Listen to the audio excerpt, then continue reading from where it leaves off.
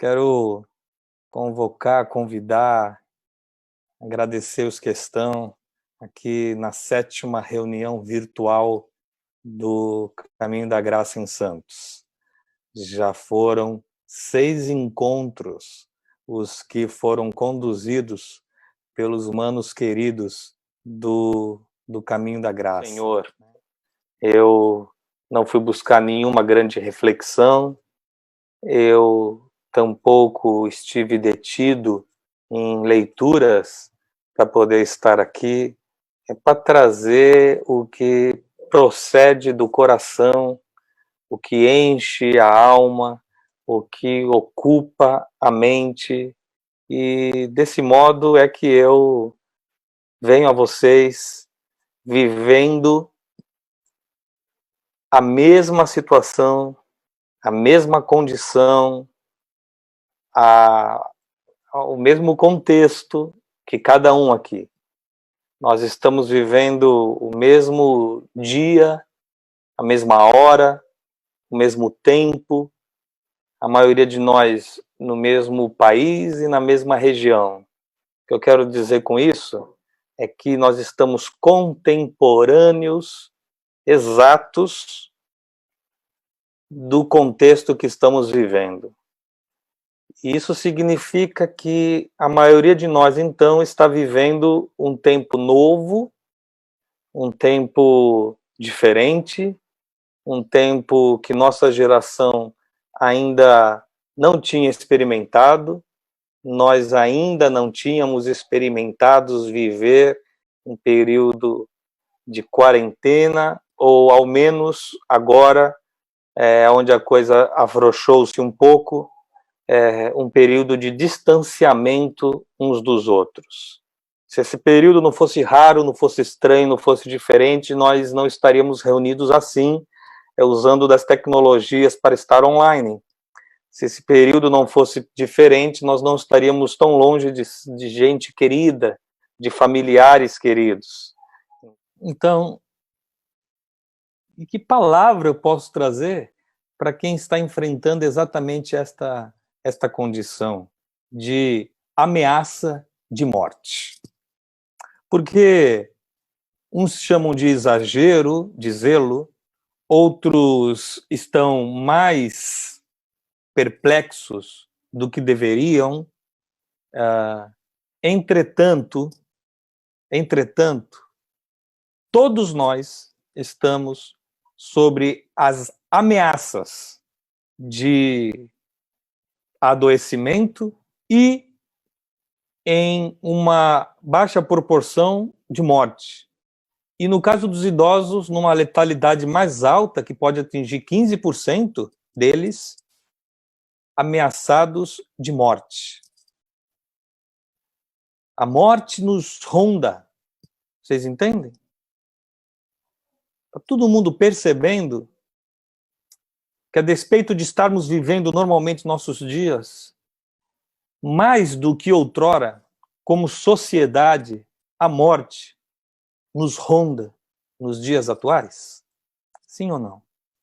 A morte nos ronda.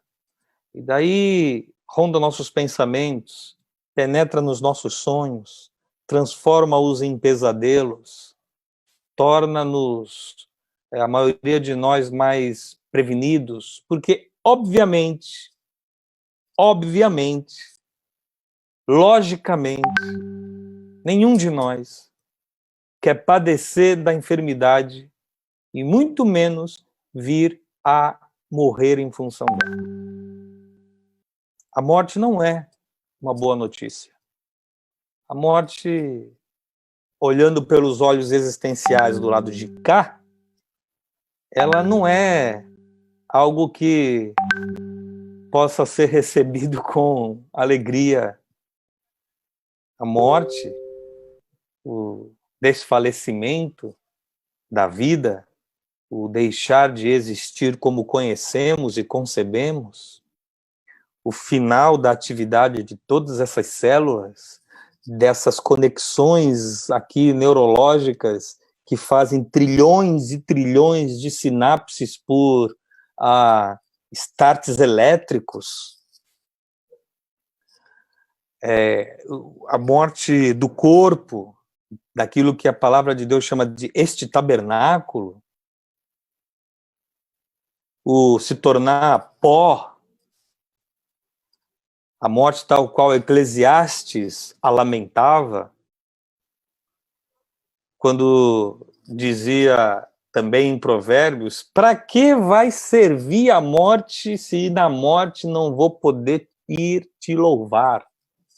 Então ele dizendo que é uma inatividade deste corpo em existir, e que então o corpo volta ao pó e o espírito a Deus que o deu.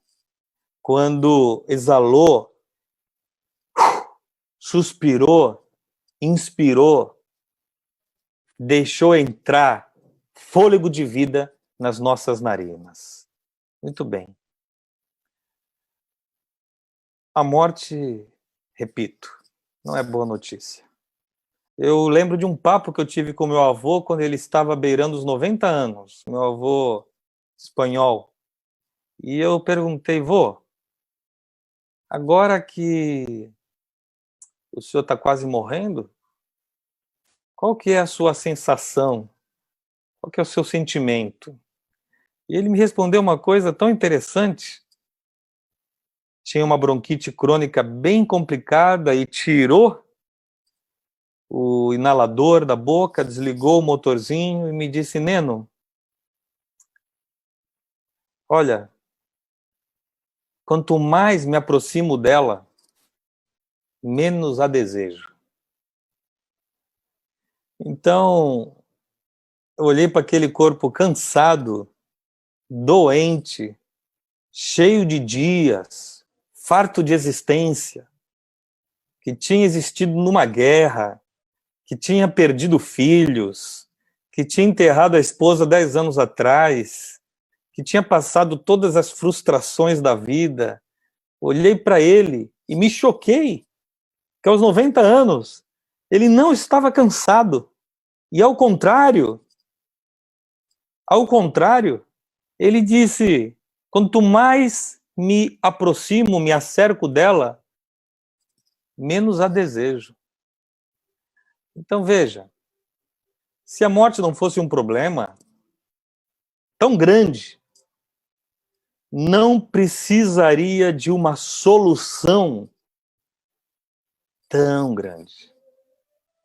Se a morte não fosse um problema, o nosso maior problema, não era necessário um plano divino de redenção que nos trouxesse tão grande salvação, está escrito. Porque de todas as teologias do mundo, todos os líderes que aqui pisaram, e todos os grandes mestres, e todos os grandes filósofos, e nenhum deles, exceto um, foi capaz de dizer: eu posso vencer o maior problema de vocês. Eu posso redimi-los, sacá-los, tirá-los do principal problema da humanidade, que é o cerco da morte e, por fim, passar por ela como de fato é o que nos queda, como de fato é o que vai se impor. Todos em Adão morreram, está escrito. A partir da separação de Deus, passamos a ter condições, não da morte física, mas de morrer mesmo, para sempre. E Jesus veio e disse, chamou para si. Disse que ele seria aquele que nos vivificaria. Ele seria aquele que nos tiraria do domínio do império das trevas, que conduz à morte. Então, tem duas coisas que eu queria colocar aqui, pessoal. Primeira coisa é, quando se sabe que se segue o único que disse, eu lhes dou vida, quem crê em mim não morre, passa da morte para a vida. Aquele que disse, assim como a morte veio por um homem, também a ressurreição dos mortos veio por um homem, em 1 Coríntios. Aquele que disse que pode ser que alguém morresse por um justo, mas Deus prova o seu amor para conosco em que Cristo morreu por nós, sendo ainda pecadores. Aquele que disse que nos ressuscitaria, aquele que disse que se a nossa casa terrestre deste tabernáculo se desfizer, temos de Deus um edifício, uma casa não feita por mãos, mas eterna nos céus, em 2 Coríntios. Esse que chamou para si. Ele não veio só dar conselhos de vida. Ele veio dizer, eu sou o caminho. E ninguém chega ao Pai se não for por mim. Ele não veio dizer que enfrentemos a morte com coragem, não é só isso. Ele veio dizer que ela é só porta de transição, de passagem para a vida verdadeira. Para quando finalmente acabar deste período dentro do tempo, nós vamos terminar de nascer. Porque morrer e desembocar em outra dimensão de existir é só terminar de nascer para então finalmente começar a viver em plenitude. Esta vida aqui é como um grande útero na qual estamos contidos, esperando nascer finalmente. Assim é em Cristo. Você crê que é assim em Cristo? Porque se você crê, agora tem as consequências do crer. Se você crê que é assim em Cristo, que em Cristo se passa... Não, e você só tem Cristo. Se você não estiver gostando, como é, porque ele não está perceptível aos nossos sentidos, porque você não o toca, não o vê, não o escuta com esses ouvidos de ouvir as pessoas e as coisas e os barulhos e as músicas, porque você não cheira seu perfume, como aconteceu com os primeiros discípulos, se você não gosta, que tem que ser por fé, eu quero lhe dizer, é tudo que você tem. Bem-aventurado aqueles que não viram, mas creram, ele disse. Bem-aventurado aqueles que haverão de crer, ele disse, em relação ao que estava acontecendo com Tomé, porque só creu porque viu. Claro, eu tampouco creria na história de que um homem ressuscitou. As pessoas não ressuscitam, meus irmãos. Isso não acontece, não. As pessoas morrem. E estando mortas, começa seu processo de falência de órgãos, múltipla. Começa diluição de órgãos, morte celular e necrose, e inatividade completa e putrefação. Jesus morreu e a putrefação do seu corpo começou imediatamente. Foi guardado dentro de uma sepultura, envolvido em lenços, conforme a cultura. Uma grande pedra foi rolada, e ele então estava com o corpo ali dentro, ainda nem tinha tido a oportunidade do embalsamento judaico, assim posso dizer, que encheria o corpo de bálsamos e óleos. Por isso que as mulheres foram domingo de manhã lá, foram domingo de manhã para deixar a morte mais bonita. Ninguém foi domingo de manhã para o sepulcro para procurar por aquele que prometeu que ia viver. Porque na hora que ele morreu, acabou. E elas foram enfeitar o sepulcro como a gente faz até hoje. Elas não eram loucas, elas eram normais. Está escrito que ao chegar lá, a pedra tinha sido rolada. E Jesus não estava. E havia um alguém, e foi perguntado para esse alguém: aonde vocês, por favor, colocaram o corpo do mestre? Elas viram Jesus de fato, mas estavam supondo que fosse o jardineiro, o coveiro.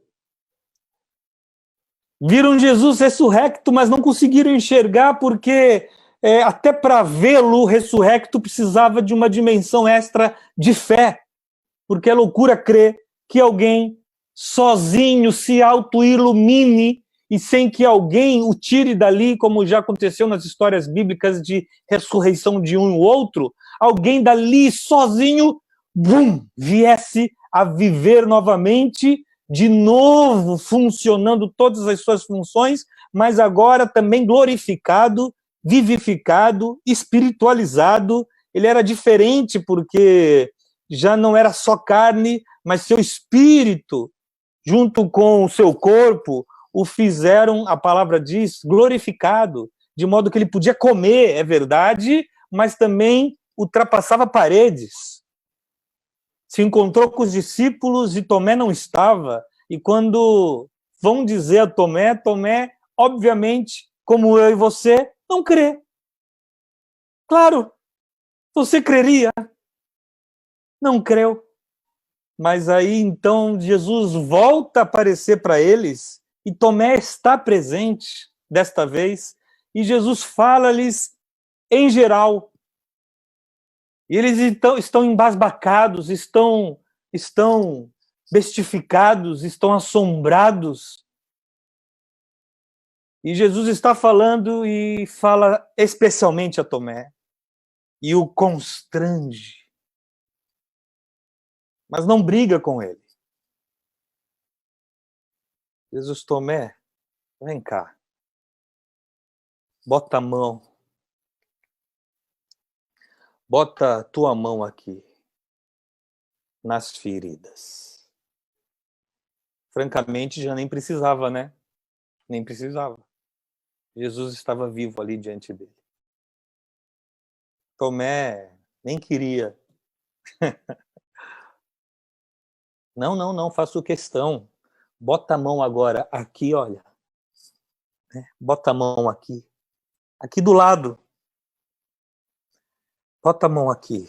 Nessa ferida feita por uma lança que vazou o coração e dali só saiu plasma. Porque ele derramou todo o seu sangue inocente por nós, mortais. Bota a mão aqui, já não precisa. Não precisa. Não, eu faço questão, Tomé. Bota a mão aqui. Tomé, ser crente. Viu? Seja crente. Crê no absurdo, sim. Não tem lógica nenhuma isso aqui. E nem respeita as leis da física. Que eu esteja aqui. Crê.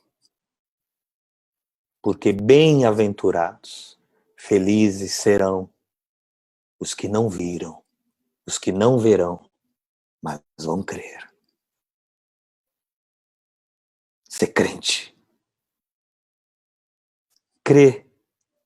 Porque ele vai dizer em outra passagem, é Paulo, eu sou só a primícia, o primeiro, a primícia dos que dormem. Eu sou o primeiro dentre os que voltarão. Eu sou o primeiro dentre os que serão vivificados. Eu não avisei que quem crê em mim não morre. Este é, João diz, este é o verdadeiro Deus e a vida eterna. Ele é o verdadeiro Deus e a vida eterna. Então, não sei quanto tempo nos falta aqui para a reunião, não quero que a gente seja interrompido, mas eu ia dizer na sequência, vou dizer, esperando aí que o Tupi coloque um comentário aí do tempo, que é por isso, é por crer nisso, é por saber isso, que Davi disse, ainda que eu ande pelo vale da sombra da morte, não temeria mal algum, porque tu estás comigo, a tua vara e o teu cajado me consolam. Salmo 23. Então perceba que a vitória sobre a morte nos traz uma outra consequência, que é derrubar o temor da morte. A vitória sobre a morte, continuar eu sei que eu posso, mas só me diz quanto tempo. A vitória sobre a morte traz o fim, ou ela media, ela pondera o medo da morte. Olha o que diz Davi, ainda que eu ande pelo vale da sombra da morte. Nós não estamos morrendo. A princípio, nós estamos vivendo à sombra da morte. É isso que uma pandemia que chega agora a quase 100 mil infectados e que levou, contabilizados, né? E que levou um sem número de milhares de nós. Olha, estamos à sombra da morte. O que eu quero dizer com isso? Não é à beira da morte, é sob a ameaça dela. A morte faz sombra sobre a vida. Agora, o que a gente tem que fazer é, se vivemos para o Senhor, vivemos, se morremos para o Senhor, morremos, de sorte que quer vivamos, quer morramos, do Senhor nós somos. Agora a vida precisa ficar cheia da certeza de pertencimento. Deixa a sombra da morte aí e vive. Faz com ela como Jesus disse quando o diabo se aproximou por meio de Judas para prendê-lo no Getsêmani e a sombra da morte chegou. Ele disse, vamos-nos daqui. O príncipe deste mundo está chegando e eu nada tenho com ele. Nós somos absolutamente opostos. A mesma coisa. Não ande sob a sombra da morte. Ande sabendo de que ela faz sombra, iluminado por dentro, com a fé da vida. Porque em 2 Timóteo está escrito que esta é uma palavra fiel, : se morremos com ele, também com ele viveremos, seremos vivificados. E finalmente, Romanos 8, todos conhecem, está escrito que eu estou bem certo. Olha só como agora afeta a vida. Não é uma coisa assim, que um benefício pós-morte. Não é um passaporte para o céu. Não é um passaporte de imunidade celestial. Não vou queimar no fogo do inferno, ou não reencarnarei, eu estarei com o Senhor. Muito bem. Não é só isso. Isso traz efeitos para a vida aqui e agora. Cristo vive em mim, e por isso eu vivo, e por isso sou eu mesmo luz do mundo. E brilho onde existo. A morte não é boa, não. Jesus é que a venceu. Se fosse boa, não precisava ser vencida. E se fosse boa, Deus não teria se machucado tanto. Ezequiel diz que ele não toma o prazer na morte de quem morre, diz o Senhor. Romanos 8 diz, Romanos 8, 38 e 39, porque eu estou bem certo de que, e olha só quem puxa a fila dessas certezas, eu estou bem certo de que nem morte,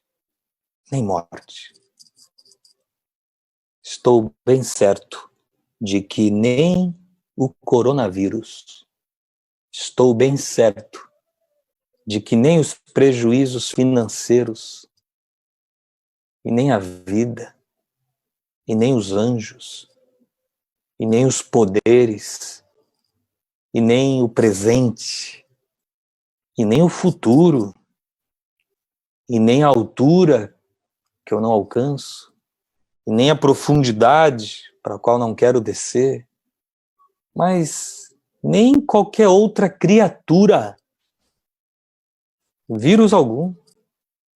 Eu estou bem certo de que nada pode me separar do amor de Deus que está em Cristo Jesus, nosso Senhor. Quero terminar com um videozinho que alguns viram aqui no meu feed de Instagram e Face, que eu achei tão lindinho. A expressão é essa mesmo, lindinho. De um pinguim.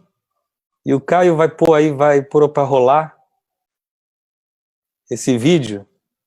E eu volto aqui só para concluir, para terminar chamando vocês para o domingo que vem.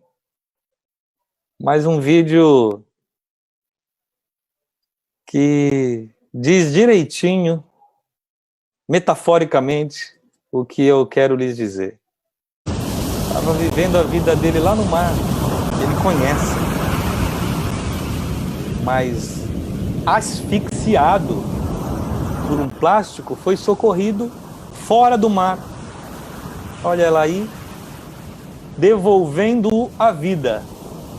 Só que ele vira para ela e volta. Claro, ele não quer ir. Está sendo amado. Mas ele olha para a imensidão do mar e vai com tudo, vai com convicção e opa, ele volta. Ele volta, olha de novo para ela, mas então encara. E vai viver. Experimentou as duas dimensões. Os cuidados do lado de cá e os cuidados que a natureza o oferece agora sob as ondas do lado de lá. Não é fácil sair do mar, tampouco é fácil voltar para o mar.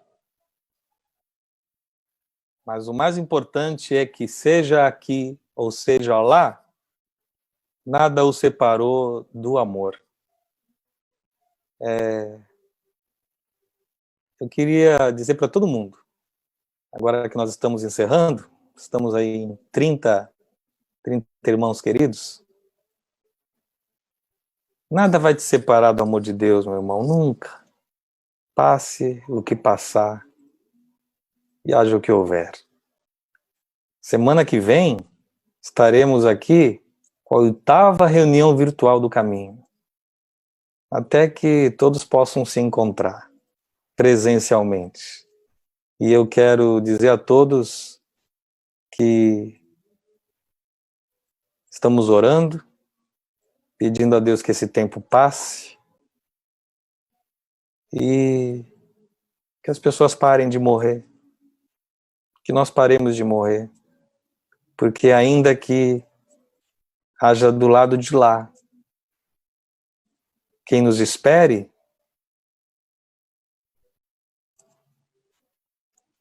do lado de cá tem tanta gente linda que nos ama para cuidar, não é? Então cuidemos uns dos outros. Deus os abençoe em nome de Jesus. Amém. Quero passar aí para os colegas, Tupi, Caio, muito obrigado pelo convite, de coração, me alegro demais de estar com vocês. Deus abençoe.